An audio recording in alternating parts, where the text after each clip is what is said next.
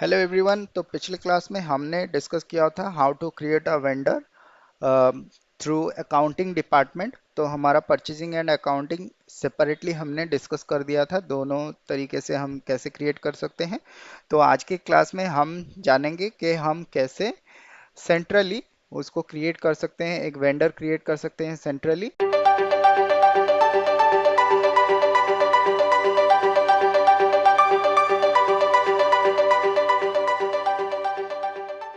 तो सेंट्रली में नॉर्मली क्या होता है, हमारे ये दोनों जो व्यूज होते हैं, दोनों जो purchasing department and accounting department होते हैं, दोनों के व्यू का यहाँ पे रहता है। तो इसके लिए हम डायरेक्टली जा सकते हैं। यहाँ पे जो ट्रांजैक्शन कोड है वो है XK01।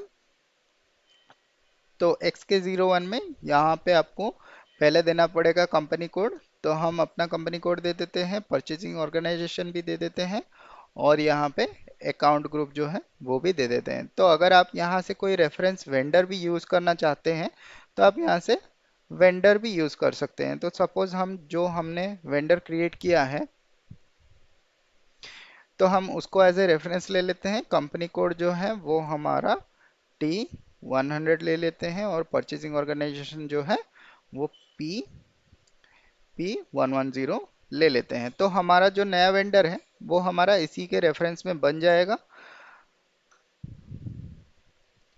तो अभी जैसे टाइटल के यहाँ पे कंपनी ले लेते हैं, और यहाँ पे वेंडर जो है, वेंडर हम सपोज टाटा मोटर्स के लिए एक दूसरा ले लेते हैं, लूमैक्स करके। तो यहाँ पे सर्च टर्म में जो है उसको लूमैक्स दे देते हैं, और यहाँ पे आप स्ट्रीट नेम और इसको छोड़ दीजिए, कोई ज़रूरत नहीं है। एंटर कर लेते हैं।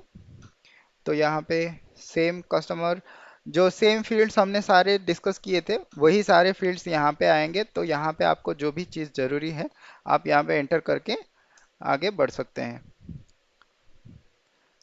तो यहाँ पे जो हमारा बैंक डिटेल्स यहाँ पे ऐड करने के लिए मांग रहा है, तो हम यहाँ पे क्या करेंगे, इसका हमारा जो वेंडर का अगर यहाँ पे बैंक कोई अकाउंट और अकाउंट होल्डर नेम जो सारा डिटेल्स है वो हम यहाँ पे दे सकते हैं, ताकि हमारा जो पेमेंट है वो हो सके। तो यहाँ पे बेसिकली हम पेमेंट डिटेल्स के जो बैंक के थ्रू हमारा जाएगा वो हम यहाँ पे एंटर करेंगे। तो नेक्स्ट जो फील्ड है वो है रिकॉन्सिलेशन अकाउंट। तो यहाँ पे ऑलरेडी हमने ये सारा चीज़ जो है वो डिस्कस कर लिया है। तो हम यहाँ पे इसको जस्ट हम यहाँ पे सेव कर लेते हैं।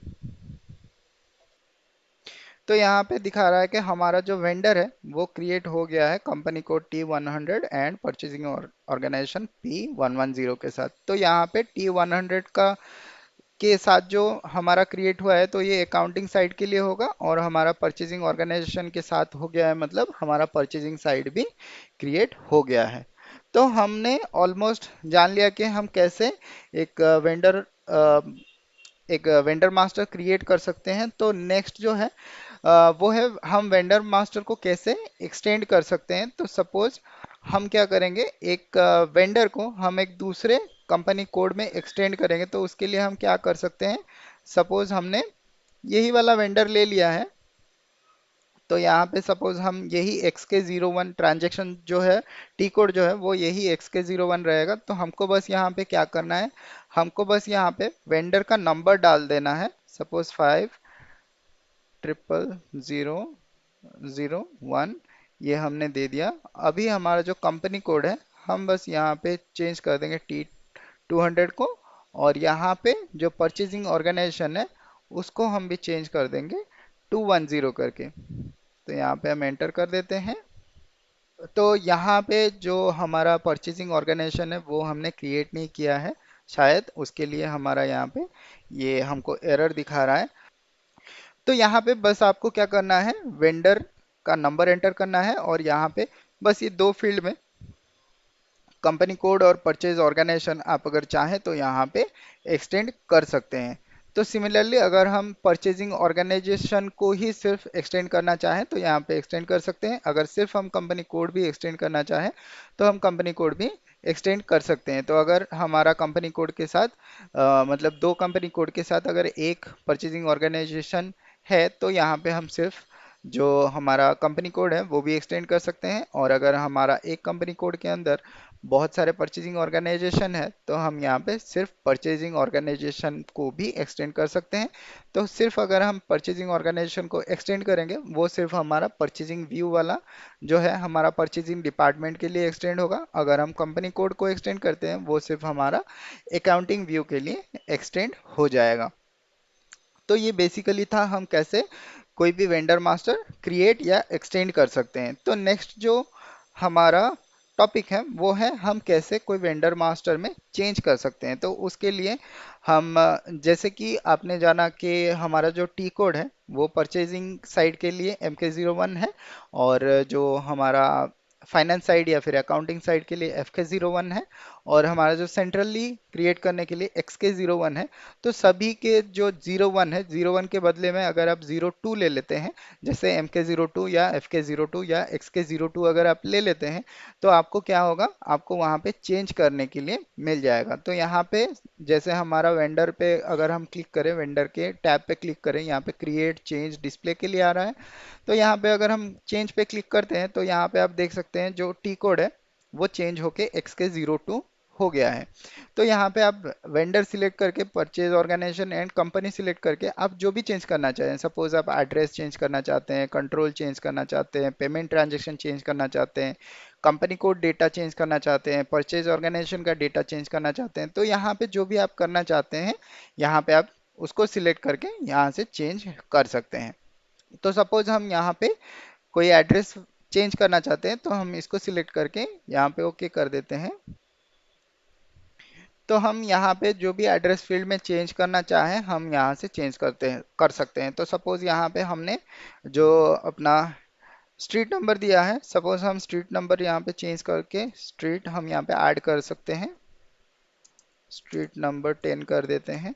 तो हम इसको ये हमारा ये जैसे कि हम एंटर करने के टाइम पे हमको ये दिखा रहा है कि लास्ट डेटा स्क्रीन रीच्ड, मतलब ये हम एक ही स्क्रीन पे जो भी चेंज करना चाहें यहाँ पे हम कर सकते हैं। तो यहाँ पे हम इसको सेव कर लेते हैं।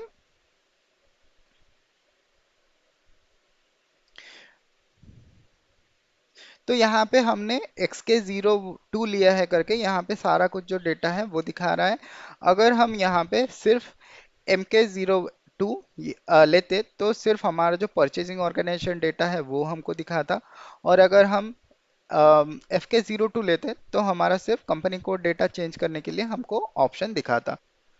तो ये था वेंडर मास्टर का, अगर आप कोई भी चेंज करना चाहे तो। अगर नेक्स्ट जो टॉपिक है वो है अगर आप वेंडर मास्टर देखना चाहते हैं तो कैसे देख सकते हैं। तो उसके लिए जो भी ट्रांजैक्शन है उस पे लास्ट में आप 03 लगा दीजिए, तो उससे आप जाके चेक कर सकते हैं। तो यहाँ पे आप जो भी फील्ड देखना चाहते हैं यहाँ पे इसको सिलेक्ट करके ओके कर देंगे, तो यहाँ पे आपको वो वाले जो डेटा है वो यहाँ पे दिखाई देगा, लेकिन आप यहाँ से कोई भी चेंज नहीं कर सकते क्योंकि ये सारे जो फील्ड है ये आपको ग्रे कलर में दिखाई दे रहे हैं। मतलब यहाँ पे जब हमको एडिट का ऑप्शन आएगा ये फील्ड सारे वाइट कलर में दिखाई देंगे, और ये जब डिस्प्ले में आता है तो हमको ये ग्रे कलर में दिखाई देते हैं। मतलब हम यहाँ से कोई भी चेंजेस नहीं कर सकते हैं, हम सिर्फ यहाँ से देख सकते हैं।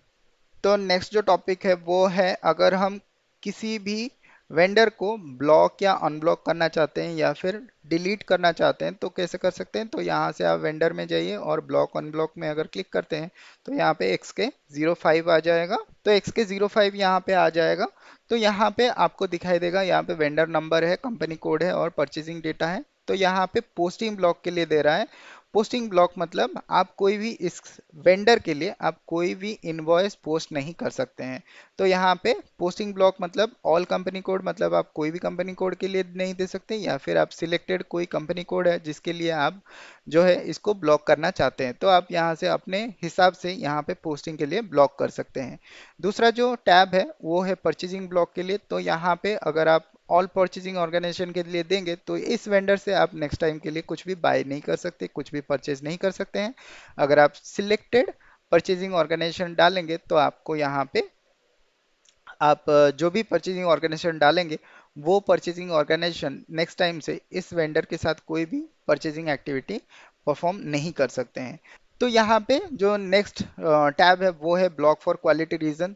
तो आपको अगर ये जो वेंडर है इसको क्वालिटी रीजन के लिए ब्लॉक करना है तो आपको यहाँ पे ब्लॉक फंक्शन सिलेक्ट करना पड़ेगा कि आप किस चीज़ के लिए उसको ब्लॉक कर रहे हैं। तो यहाँ पे आप ड्रॉप डाउन से जाके देख सकते हैं, यहाँ पे जैसे 01 फॉर परचेज ऑर्डर के लिए ब्लॉक करना चाहते हैं, या फिर आप रिक्वेस्ट फॉर कोटेशन के लिए एंड परचेज ऑर्डर के लिए ब्लॉक करना चाहते हैं, या फिर इसको आप परचेज ऑर्डर गुड्स रिसिप्ट के लिए ब्लॉक करना चाहते हैं। तो ऐसे काफ़ी सारे ऑप्शन हैं, तो आप जो भी यहाँ से करना चाहते हैं वो सिलेक्ट कर सकते हैं।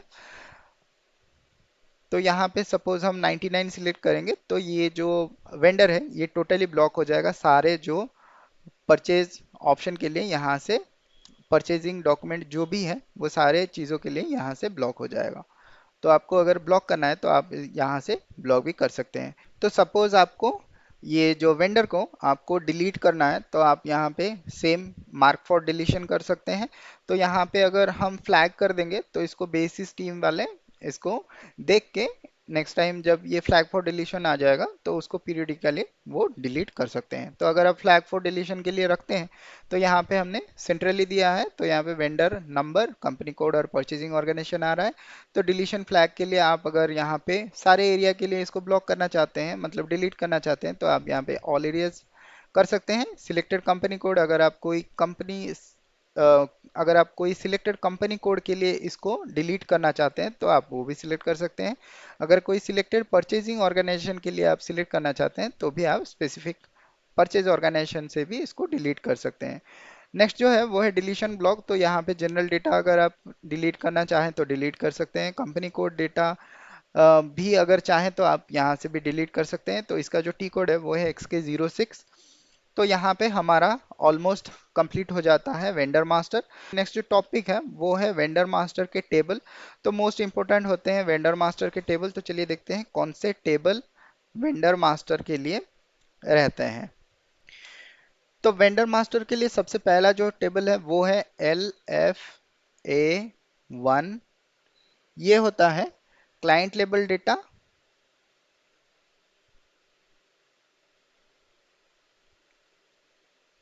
और जिसको हम बोलते हैं जनरल डेटा। तो क्लाइंट लेवल डेटा या फिर जनरल डेटा जो टेबल में सेव होता है वो है LFA1। नेक्स्ट जो है वो है LFB1। तो LFB1 टेबल में जो हमारा कंपनी कोड डेटा रहता है वो सारे सेव होता है LFB1 में। नेक्स्ट जो टेबल है वो है LFM1। तो LFM1 जो है वहाँ पे परचेजिंग ऑर्गेनाइजेशन का जो भी डेटा है, परचेजिंग ऑर्गेनाइजेशन का जो भी डेटा है वो इस टेबल में सेव होता है। नेक्स्ट जो होता है वो है हमारा LFM2। तो यहाँ पे अल्टरनेटिव परचेज ऑर्गेनाइजेशन या फिर अगर हमारा प्लांट लेवल का कोई डेटा है